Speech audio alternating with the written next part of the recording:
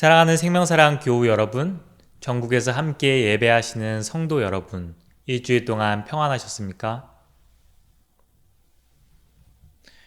오늘 예배에 참여하신 여러분 모두를 생명과 평화의 예수 그리스도의 이름으로 환영합니다.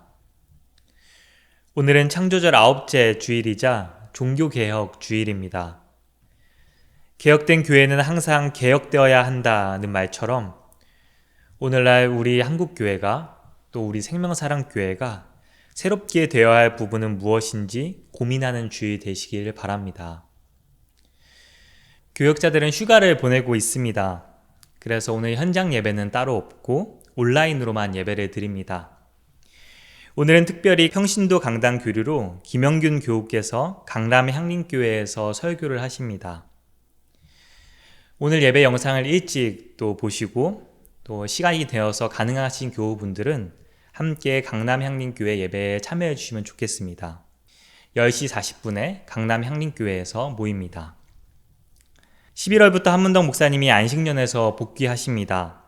안식년이 의미 있는 시간이셨기를 바라고 앞으로 다시 시작되는 생명사랑교회 목회를 위해서 함께 마음을 모아주시고 또 열심히 동참해 주시기를 바랍니다. 이제 세 번의 징이 울릴 때 성부, 성자, 성령, 성삼위 하나님께서 베푸시는 하늘의 울림이 영과 진리로 예배하는 여러분에게 함께 하시기를 기원합니다.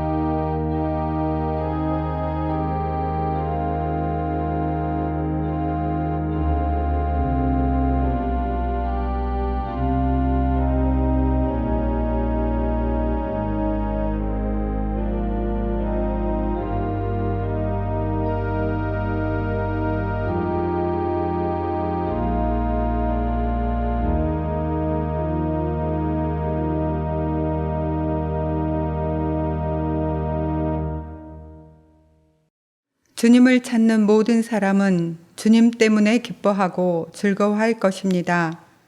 주님께서 구원하여 주시기를 바라는 사람은 쉬지 않고 이르기를 주님은 위대하시다 할 것입니다. 아멘.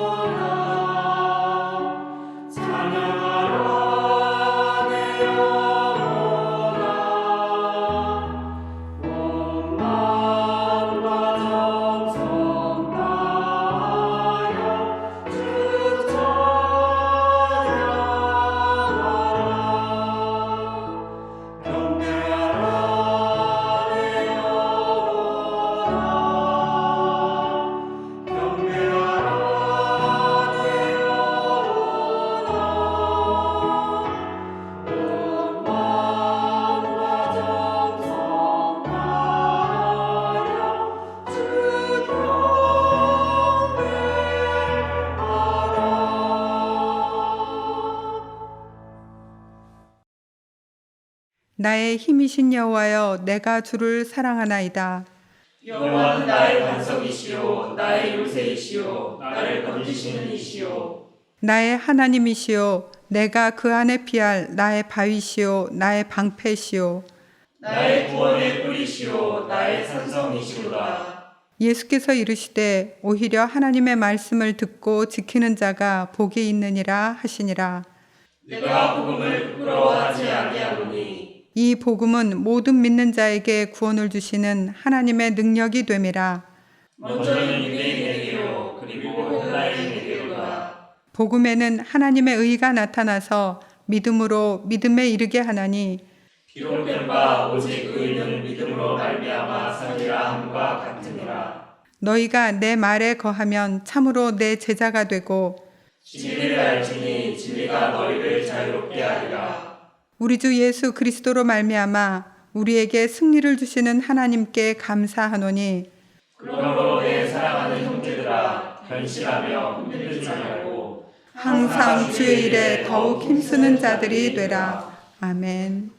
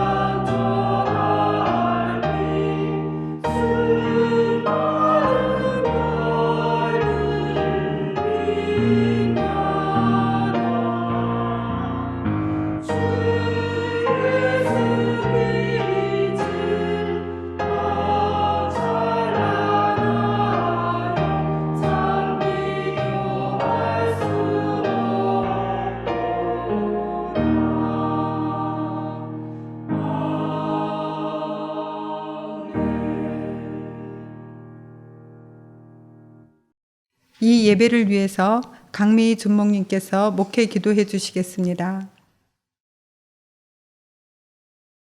사랑이신 하나님, 분주한 발걸음을 멈추고 돌이켜 생각해보니 하나님의 은혜가 우리를 매 순간 붙들고 있었습니다.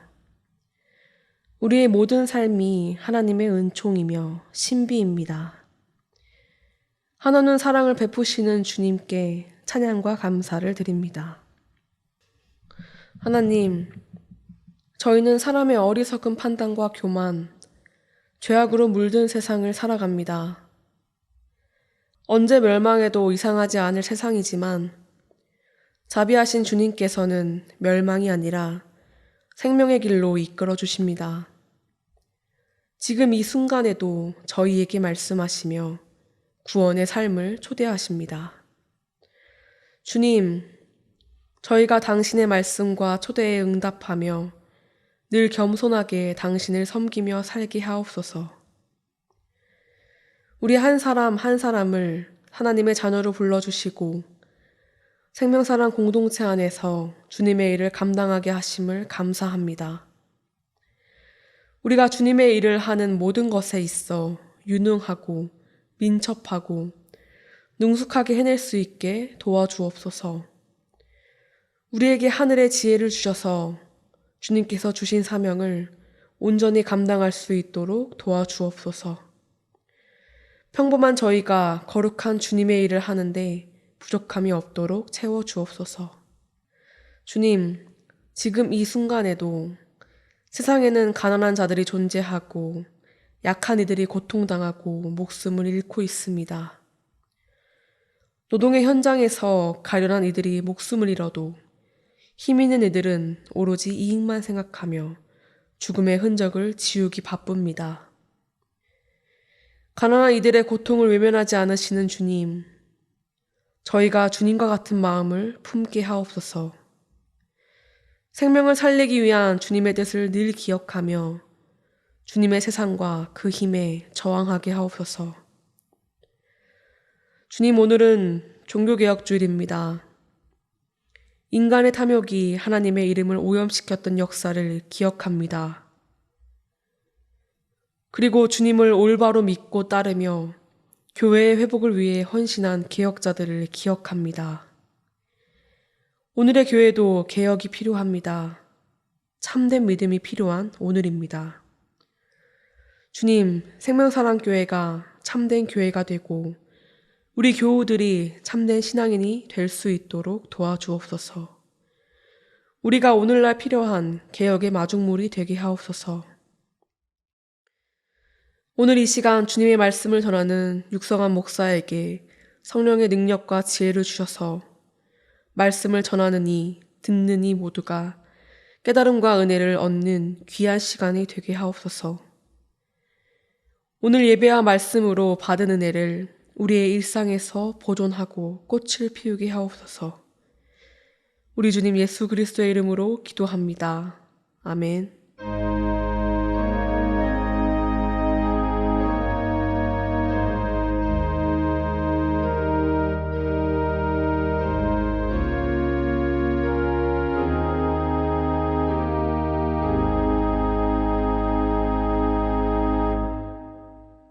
창조절 9째 주일 우리에게 주시는 성경 말씀은 사무엘기상 16장 1절에서 7절, 시편 40편 5절에서 10절, 마태복음서 22장 41절에서 46절의 말씀입니다. 먼저 사무엘기상의 말씀을 한 절씩 교독하고 마지막 절은 함께 읽겠습니다. 주님께서 사무엘에게 말씀하셨다. 사울이 다시는 이스라엘을 다스리지 못하도록 내가 이미 그를 버렸는데 너는 언제까지 사울 때문에 괴로워할 것이냐?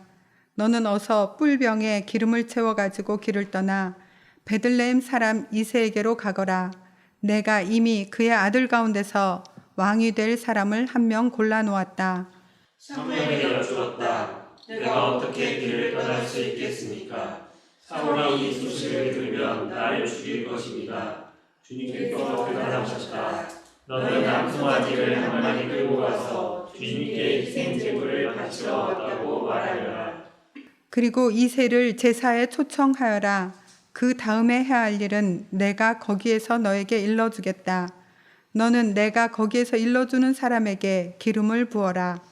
사무엘이 주님께서 시키신 대로 하여 베들레헴에 이르니 그 성읍의 장로들이 떨면서 나와 맞으며 묻었다. 좋은 일로 오신 겁니까? 사무엘이 대답하였다. 그렇소. 좋은 일이요. 나는 주님께 희생제물을 바치러 왔소. 여러분은 몸을 성결하게 한 뒤에 나와 함께 제사를 드리러 갑시다. 그런 다음에 사무엘은 이새와 그의 아들들만은 자기가 직접 성결하게 한 뒤에 제사에 초청하였다. 그들이 왔을 때 사무엘은 엘리압을 보고 속으로 주님께서 기름 부어 세우시려는 사람이 정말 주님 앞에 나와 섰구나 하고 생각하였다. 다 같이 그러나 주님께서 사무엘에게 이르셨다. 너는 그의 준수한 겉모습과 큰 키만을 보아서는 안 된다. 그는 내가 세운 사람이 아니다. 나는 사람이 판단하는 것처럼 그렇게 판단하지는 않는다. 사람은 겉모습만을 따라 판단하지만 나 주는 중심을 본다. 다음은 시편 40편 5절에서 10절의 말씀입니다. 한 절씩 교독하시겠습니다. 주 나의 하나님, 주님께서는 놀라운 일을 많이 하시며 우리 위한 계획을 많이도 세우셨으니 아무도 주님 앞에 이것들을 열거할 수 없습니다. 내가 널리 알리고 전파하려 해도 이루 헤아릴 수도 없이 많습니다. 주님께서는 내 두 귀를 열어주셨습니다. 주님은 제사나 예물도 기뻐하지 아니합니다. 번제나 속죄제도 원하지 않습니다. 그때 나는 주님께 아뢰었습니다. 나에 관하여 기록한 두루마리 책에 따라 내가 지금 왔습니다. 나의 하나님, 내가 주님의 뜻을 행하기를 즐거워합니다. 주님의 법을 제 마음속에 간직하고 있습니다. 나는 많은 회중 앞에서 주님께서 나를 구원하신 기쁜 소식을 전합니다. 주님께서 아시듯이 내가 입을 다물고 있지 않을 것입니다. 나를 구원하신 주님의 은혜를 나의 가슴 속에 묻어두지 않았고 주님의 성실한 인자심과 구원을 말합니다. 주님의 한결같은 사랑과 그 기쁘심을 많은 회중 앞에서 감추지 않을 것입니다. 마지막으로 마태복음서의 말씀을 한 절씩 교독하시겠습니다. 바리새파 사람들이 모였을 때 예수께서 그들에게 물으셨다. 너희는 그리스도를 어떻게 생각하느냐? 그는 누구의 자손이냐? 그들이 예수께 대답하였다. 다윗의 자손입니다. 예수께서 다시 그들에게 말씀하셨다. 그러면 다윗이 성령의 감동을 받아 그를 주님이라고 부르면서 말하기를 주님께서 내 주께 말씀하셨다. 내가 내 원수를 내 발 아래에 굴복시킬 때까지 너는 내 오른쪽에 앉아 있어라 하였으니 이것이 어찌된 일이냐? 다윗이 그리스도를 주라고 불렀는데 어떻게 그리스도가 그의 자손이 되겠느냐? 그러자 아무도 예수께 한마디로 대답하지 못했으며 그날부터는 그에게 감히 묻는 사람도 없었다. 아멘.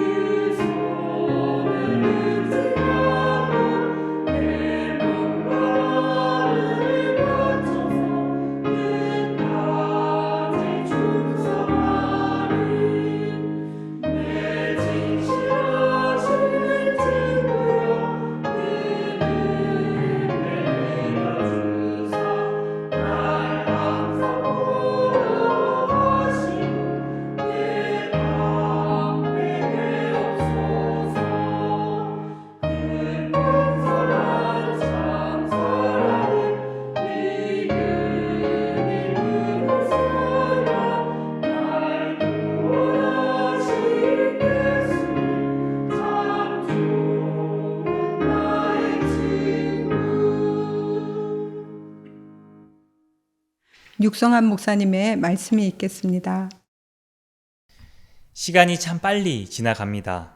멀게만 느껴지던 11월이 오려면 이제 이틀이 남았고 한문돈 목사님은 6개월의 안식년을 마치고 복귀를 하십니다. 시간의 흐름은 상대적이죠.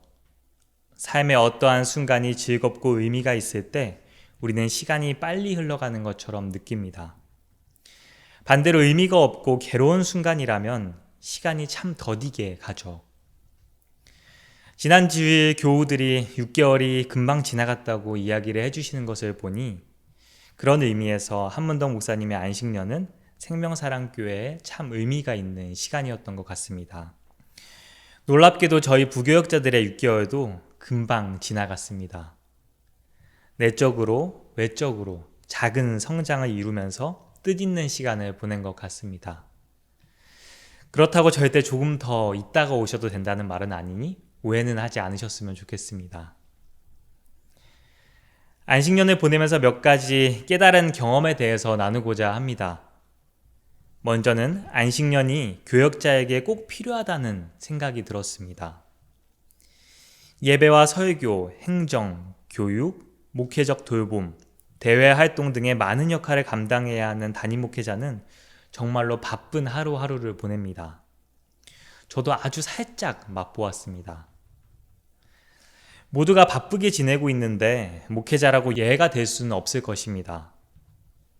그러나 분주하게 지내다 보면 목회자라면 특별히 건강하게 챙겨야 할 내면을 돌보기가 어렵고 내보내는 것은 많은데 충분히 채워질 시간은 부족하니 교회와 세상을 위해서 필요한 메시지를 내기가 어려워집니다. 무엇보다도 새로운 목회 계획을 세우고 장기적인 실행 방안을 구상하려면 기존 목회에서 잠시 물러나서 기도로 준비할 수 있는 충분한 시간이 필요합니다. 건강한 내면과 외면을 만들고 양질의 내용을 갖추고 충분한 고민과 기도로 목회를 하기 위해서는 안식년이라는 시간은 참 중요하겠다는 생각을 하게 되었습니다. 두 번째는 생명사랑교회는 목회자와 교우들 사이에 신뢰가 굉장히 두텁다는 것을 다시 한번 깨달았습니다. 주변을 둘러보면 1년 정도 충분한 시간을 두고 안식년을 보내시는 분들도 계시지만 2개월에서 3개월 정도로 짧은 경우가 많습니다. 교회의 여건으로 인해서 목회자에게 충분히 제공하지 못하는 경우도 있지만 오히려 목회자들이 불안한 마음에 짧은 기간만 다녀온 경우가 더 많습니다. 담임 목회자가 없을 때 교인들의 신앙이 흔들리거나 혹은 어떠한 문제가 생길까봐 걱정되기 때문입니다.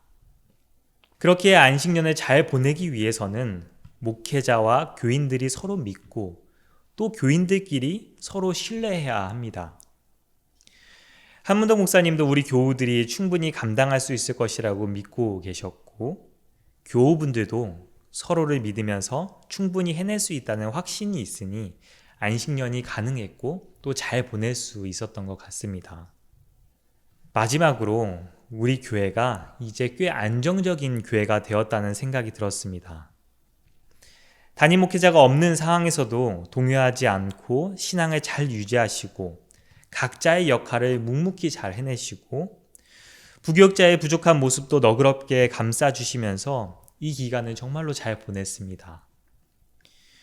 우리 교회가 하고 있는 다양한 모임과 사역들을 이제 매우 자연스럽게 잘 해내고 있고 교우들과 대화를 나눌 때면 우리 교회가 하나님 나라의 가치를 추구하며 형성하고 있는 신앙이 단단하게 자리 잡혀가고 있다는 생각이 듭니다. 또 교회의 물적 토대만이 아니라 우리 교회가 함께 만들어온 신앙의 모습과 분위기가 매우 안정적인 느낌을 주고 있습니다. 지난주 수요일부터 주일까지 생명사랑교회 목회를 배우고 돌아간 목사 후보생 분들이 우리 교회에서 참 편안하고 사랑으로 품어주는 듯한 느낌을 받았다는 소감을 전해 주었습니다. 교회에 처음 방문했을 때부터 그러한 느낌을 전해 주었는데 저는 이것이 단순히 공간의 외적인 모습이 주는 느낌이 아니라 이 공간을 실제로 움직이는 우리 교우들이 형성하는 신앙과 영성이 그분들에게도 전해진 것이라고 생각합니다.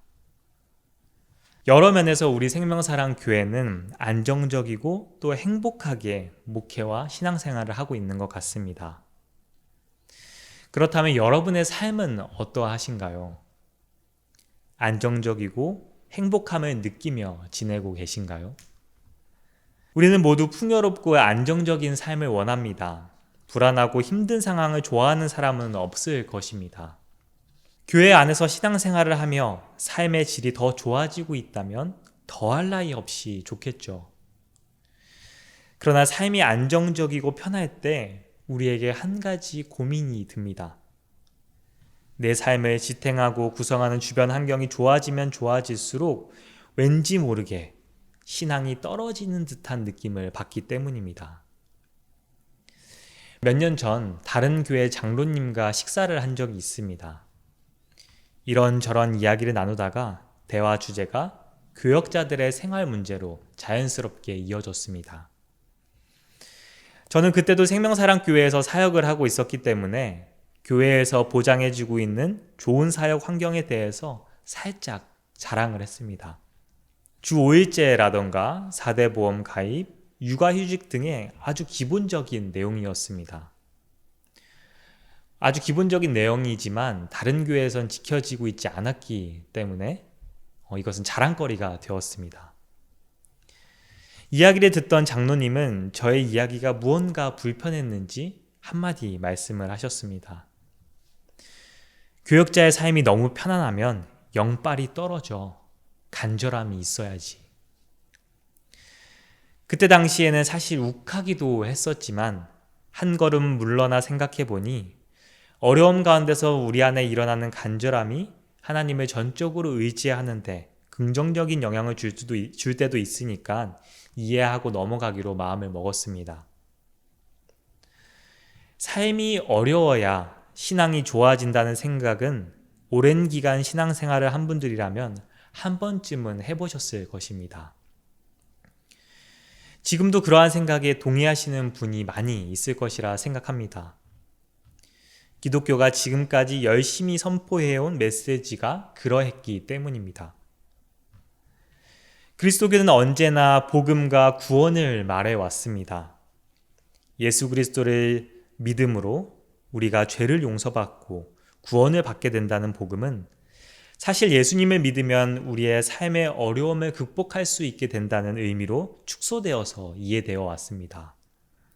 주님의 도우심으로 어려운 삶을 극복하는 것은 우리 신앙의 중요한 부분입니다. 한국교회에서는 실제로 이러한 경험을 정말 많이 했습니다. 자신의 한계를 뛰어넘는 경험, 신앙 안에서 어려움을 극복하는 경험은 믿음의 첫 시작이 되는 경우가 많이 있었습니다. 그리고 기독교가 처음 들어왔을 때도 그러했고 지금도 교회에서는 주님께서 어려움 가운데서 구원해 주신다는 복음이 계속해서 전해지고 있습니다. 가난, 고통, 불행, 연약함 가운데 있을 때 우리의 신앙은 강하게 작동합니다. 어려움을 하나님을 통해서 하나님과 함께 극복하고 싶어 하기 때문입니다. 그리고 어려운 상황을 극복했을 때 우리는 하나님을 경험합니다. 이러한 경험이 한 번, 두 번 쌓이다 보면 우리 안에 고난을 겪고 그것을 극복함으로 이루어지는 신앙의 한 형태가 아주 강하게 자리 잡습니다. 그런데 문제는 그 다음입니다. 우리가 부족한 것이 별로 없고 삶도 안정적이고 행복하다면 우리의 신앙은 그다지 큰 영향력을 발휘하지 못한다는 것입니다. 오히려 신앙이 흔들리는 것을 느끼고 어찌할 바를 모르고 방황하기도 합니다. 그러다가 삶의 크고 작은 시련이 찾아올 때 그제서야 다시 하나님을 간절하게 찾습니다. 신앙이 회복되는 그런 느낌을 받습니다. 그 장로님의 말처럼 정말 우리의 삶이 힘들어야, 불안정해야 믿음이 강해지는 것일까요? 우리 교회가 점점 내적으로 외적으로 안정적인 교회로 성장한다면 더 좋은 믿음과 신앙을 위해서 우리는 앞으로 어떻게 해야 하는 것일까요? 그리고 어떤 과제들이 있는 것일까요? 오늘 우리가 함께 읽은 마태복음서의 말씀은 예루살렘에서 벌어진 예수님과 유대 지도자들의 논쟁 중에 하나입니다. 오늘 논쟁의 쟁점은 그리스도가 다윗의 후손인가입니다. 예수님은 바리새파 사람들에게 먼저 질문을 던지십니다. 너희는 그리스도를 어떻게 생각하느냐? 그는 누구의 자손이냐? 바리새파 사람들은 대답합니다. 다윗의 자손입니다. 자신들을 구원할 메시아가 다윗의 후손에서 태어난다는 것은 당시 유대 사람이라면 누구나 가지고 있던 믿음이었습니다. 다윗은 이스라엘이 하나님의 축복을 누리던 시대를 상징하는 지도자입니다. 또 하나님께서 다윗의 가문과 나라를 평안히 살게 하시고 영원히 보존될 것이라는 약속을 해주셨기 때문에 강대국의 침략에 나라를 빼앗길 때마다 유대 백성들은 다윗 가문에서 나오는 메시아를 언제나 기다려왔습니다. 마태복음서는 이러한 유대 사람들의 기대를 충족시켜주는 복음서입니다. 책의 서두부터 아브라함의 자손이요 다윗의 자손인 예수 그리스도의 계보는 이러하다라고 시작하면서 예수님이 모두가 기다리던 다윗의 후손임을 정확하게 보여줍니다. 마태복음서를 써낸 공동체와 독자들은 유대교에 매우 익숙한 사람들이었습니다. 다윗의 후손에서 나올 메시아를 누구보다 기대하는 이들이기에 마태복음서를 쓰는 공동체는 예수님이 다윗의 자손임을 명징하게 드러내야 했던 것입니다. 그러나 오늘 말씀은 예수님을 메시아, 즉 그리스도로 믿던 유대인들에게 혼란과 긴장감을 가져다 줍니다. 다윗이 그리스도를 주님이라고 불렀는데 어떻게 그리스도가 다윗의 자손이 될 수 있느냐는 논쟁을 보여주면서 예수님과 다윗의 관계에 흠을 내고 있기 때문입니다. 마태복음서는 아주 묘한 줄타기를 합니다. 예수님께서 분명 다윗의 자손이자 우리가 기다리던 메시아이시지만 다윗을 뛰어넘는 분, 아니 더 나아가서는 다윗과는 전혀 다른 분이라고 말하고 싶어 합니다. 다윗의 자손에서 나올 메시아에 대한 기대는 결국 자신들의 나라를 다시 세우는 것, 식민지 생활에서 벗어나는 것, 안정적이고 풍요로운 삶을 사는 것에 대한 바램이었습니다. 예수님을 만난 이들은 이러한 기대를 꽤 충족시켰습니다. 예수님도 가난하고 병든 이들의 삶을 회복하기 위해서 그 누구보다 애쓰신 분이었기 때문입니다. 예수님을 만난 이들은 다양한 구원을 경험했습니다. 고치지 못했던 질병을 고쳤고, 가난에 허덕이던 사람들은 음식을 먹었고, 무지했던 사람들은 깨달음을 얻었고, 공동체에서 소외되었던 사람은 공동체의 중심으로 들어왔습니다. 이들은 모두 예수님을 통해서 연약함과 불행에서 벗어났습니다. 이들은 안정을 얻었고 행복을 얻었습니다. 그러나 예수님의 목적은 단순히 예수님을 믿고 따르는 이들의 생활을 안정적으로 만드는 것은 아니었습니다. 예수님을 경험한 이들은 예수님을 다윗의 자손을 넘어서 살아계신 하나님의 아들, 그리스도라고 고백합니다. 예수님에게서 하나님의 결정적인 계시가 드러났기 때문입니다. 예수님 안에서 하나님의 뜻, 하나님의 열정을 본 것입니다. 바로 그 하나님의 뜻과 열정은 예수님이 보여주셨던 하나님 나라입니다. 예수님은 만나는 이들을 하나님의 열정을 품고 하나님 나라를 이루는 이 사역에 동참하게 하십니다. 예수님을 믿고 따르는 이들만 행복하게 잘 사는 것이 아니라 당시 만연했던 정치적 억압과 경제적 착취, 종교의 권력화, 폭력적인 사회 질서를 바꿔서 그 어떠한 이들도 소외되지 않는 세상을 만들고자 하셨습니다. 정의롭고 평화롭고 연약한 생명이 죽지 않고 활짝 피어나는 세상을 이루고자 예수님을 만난 이들을 제자로 삼으시고 하나님의 열정으로 초대하셨던 것입니다. 예수님은 삶의 물적 토대를 안정적으로 만드는 것을 넘어서는 더 큰 도전을 하도록 요청하고 계신 것입니다. 우리의 삶이 안정적이고 풍요로운 것은 결코 목적을 달성했다거나 신앙의 위기가 찾아온 것이 아닙니다. 변화와 새로운 시작 앞에 서 있는 것입니다. 이제 예수님이 품으셨던 하나님의 뜨거운 열정을 우리도 품을 때가 된 것입니다. 오늘 우리가 함께 읽은 사무엘기의 말씀은 하나님께서 이스라엘의 새로운 지도자를 선택하시고 기름을 부으시는 장면입니다. 이 일에 부름을 받은 사람은 사무엘이었습니다.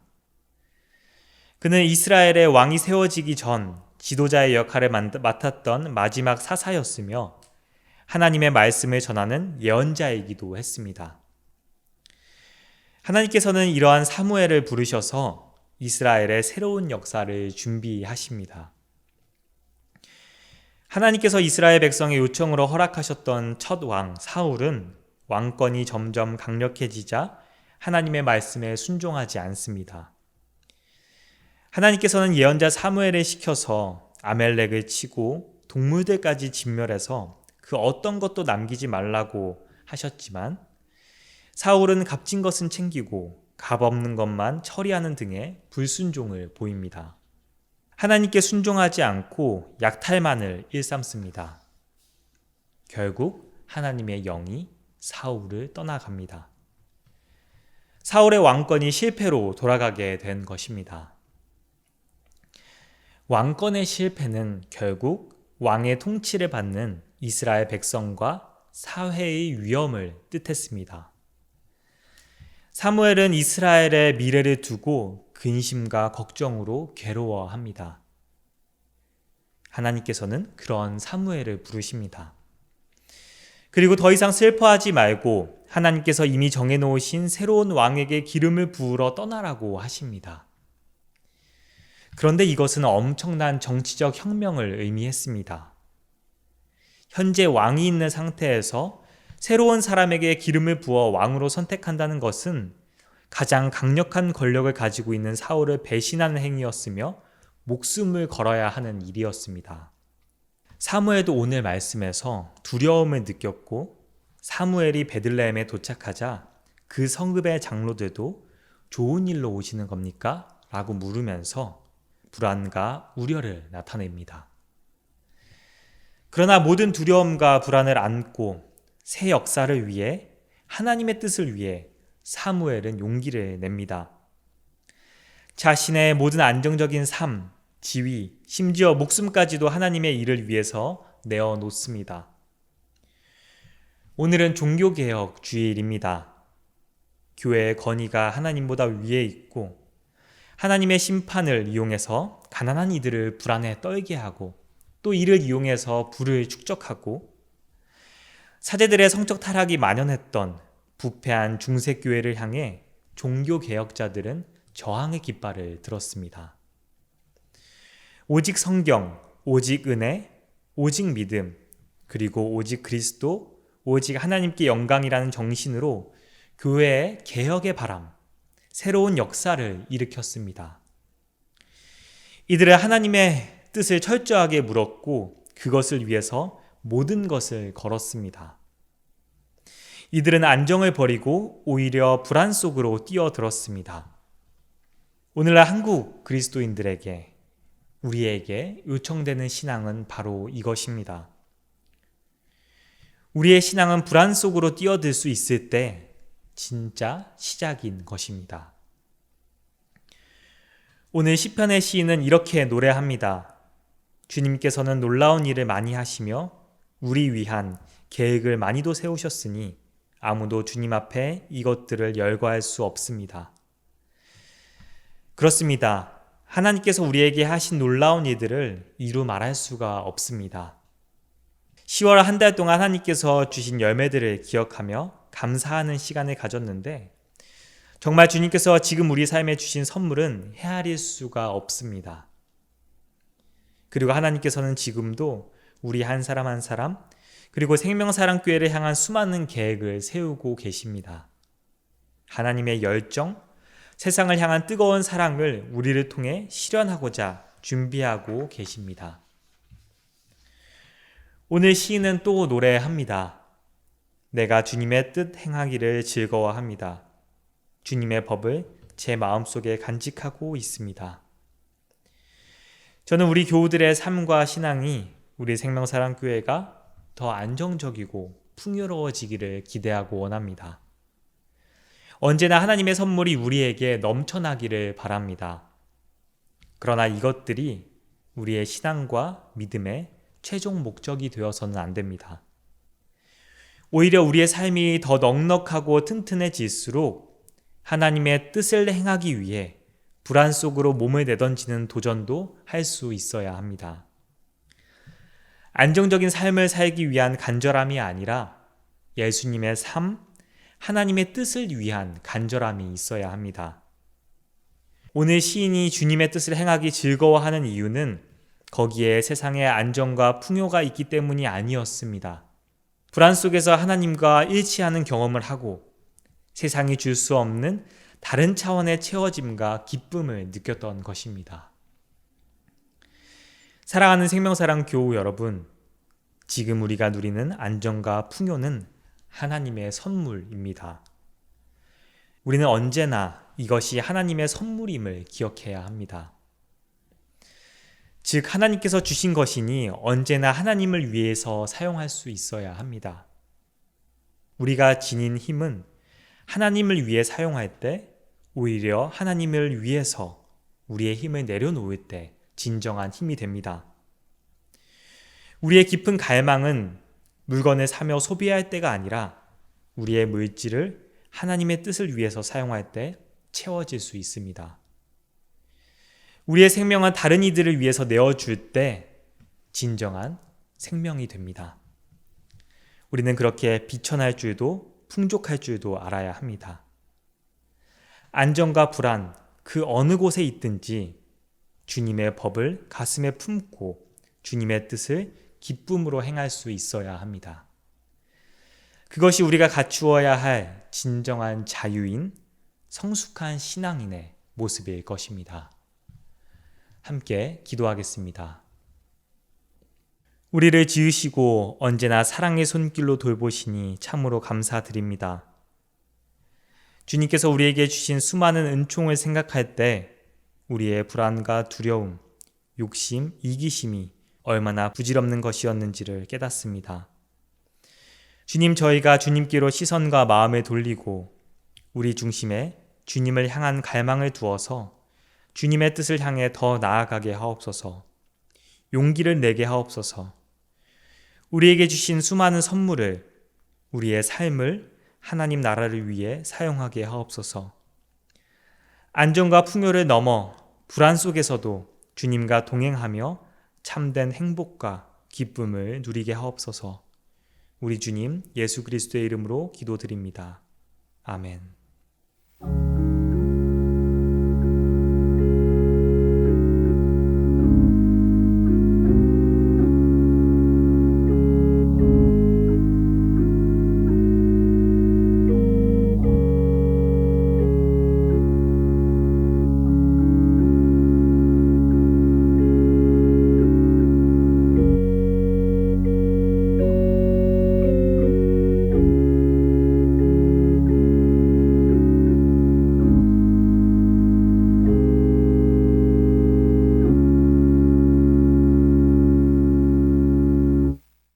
사도신경으로 우리의 신앙을 고백하겠습니다.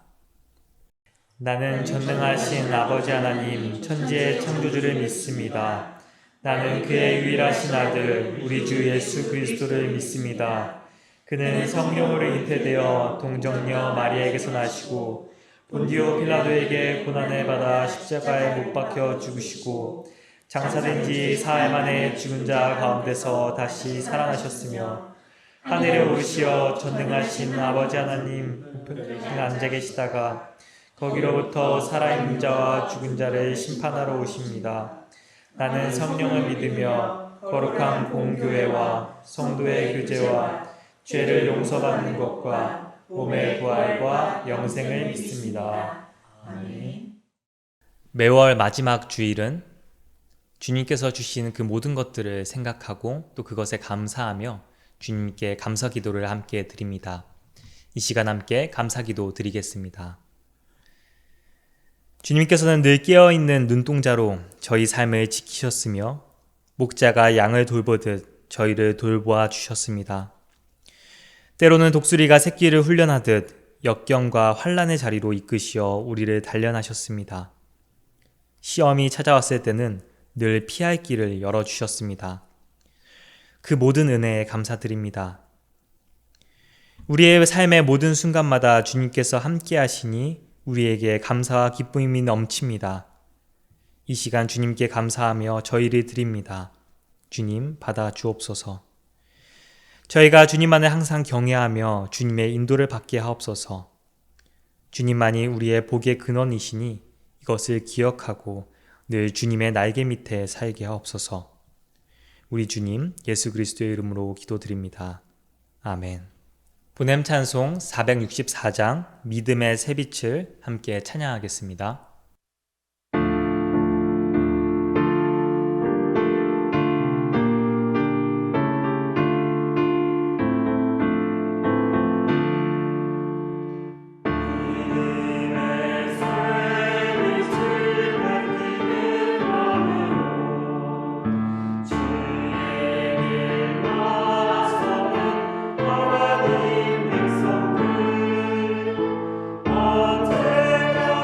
언제나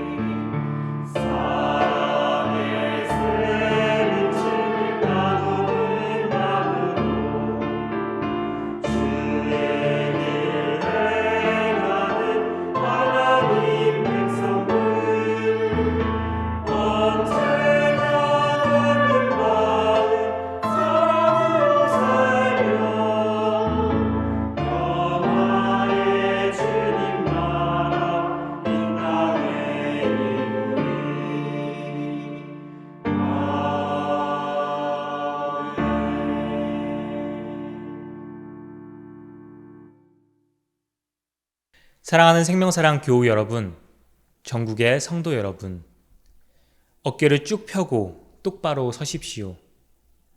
세상으로 당당하게 그리고 힘차게 걸어 나아가십시오. 자유인으로 사십시오. 우리의 신앙은 불안 속으로 나아갈 때 성장합니다. 주님께서 주신 모든 선물에 감사하며 주님께서 붙들어 주심을 굳게 믿으며 더 성숙한 신앙인의 모습을 위해서 우리 함께 도전합시다. 용기를 냅시다. 축도하겠습니다. 이제는 우리 주 예수 그리스도의 은혜와 하나님의 무한하신 사랑과 성령님의 거룩한 친교가 풍요와 안정을 넘어서 예수께서 가신 길로 나아가는 생명사랑 교우들과 함께 예배하는 모든 성도 위에 영원토록 함께 있기를 간절히 축원하옵나이다. 아멘.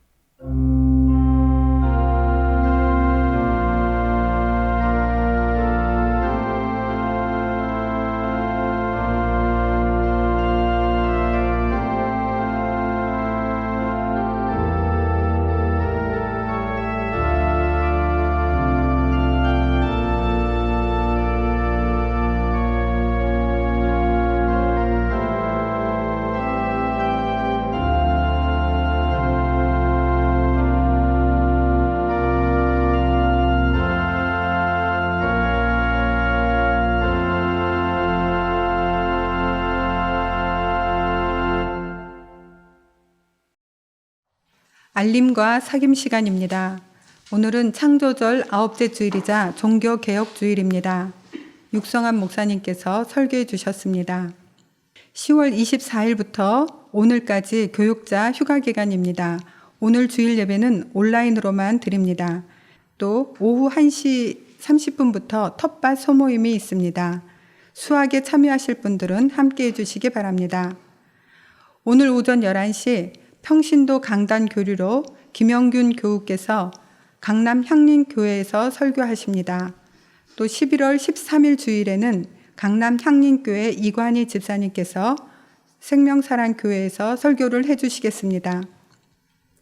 11월 1일부터 한문동 목사님께서 안식년에서 복귀하십니다.